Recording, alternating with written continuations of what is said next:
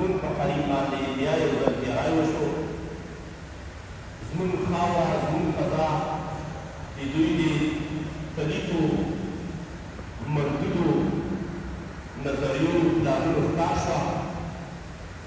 او دغو یرغلګرو امریکایانو بیا زموږ په خاوره باندې بمبار ترسره کړ دا چې په بمبار کې څوک په شهادت باندې رسېدلي ځینې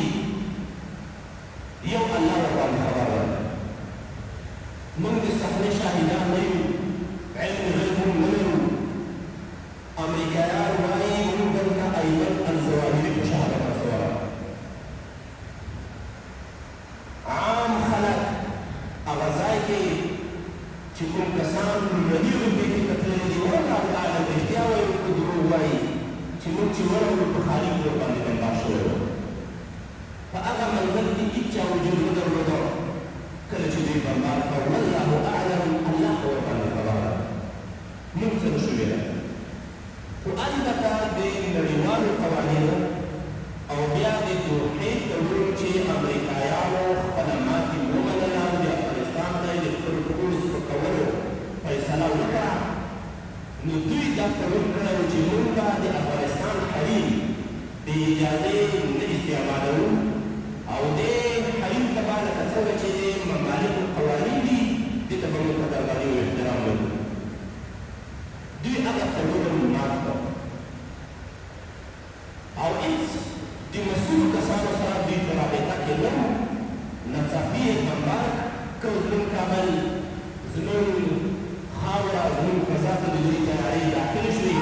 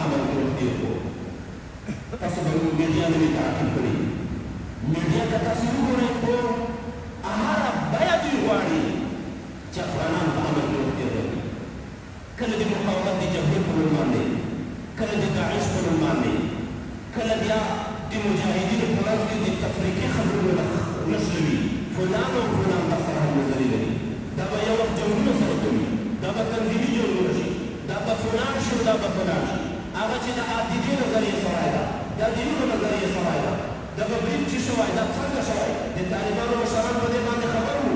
یاره طالبانو دا ځای ورکړی بیا بل خبر دی هغه پسې وایي یاره د طالبانو په لیکو کې ځینې داسې کړۍ موجود به شاید ولري چې د امریکایانو سره په دې برید کې همکاري کړې وي زه وایم هغه خبریاله چې ته په دې امریکا کې د امریکا ډالر خورې الله دې دا ژبه ګونګه کړه دا کوم خبر چې ته په دې پښتو ژبه باندې وایي الله عز وجل دې ګونګ کړه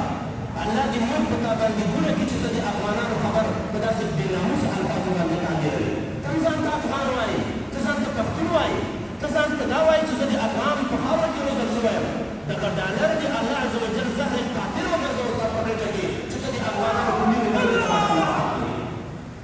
په پښتو ژبه باندې په فارسي ملي ژبه باندې داسې په شدومت د خبره کوي یاره په دې لیکو کې به داسې خلک یي خامخا به یې د امریکایانو سره کومک کوي هغه دې بیا وایي نه نه د امارت مشرانو خامخا دوی ته دا ځای ورکړی یو وایي ځای ورکړی بل وایي یاره د دوی سره یې همکاري کړې ده د دوی په وژنه کې دا ډول د امریکایانو فکري یرغل په موږ باندې